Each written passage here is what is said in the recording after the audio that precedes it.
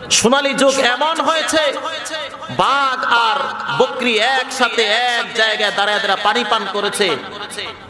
সিংহ বাঘ বকরির উপর আক্রমণ করার সাহস পায় না। সুবহানাল্লাহ।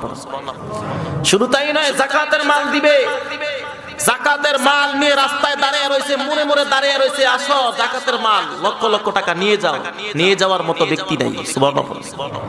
এটা কি তন্ত্রমন্ত্রের কারণে হয়েছে না খেলাফার কারণে হয়েছে?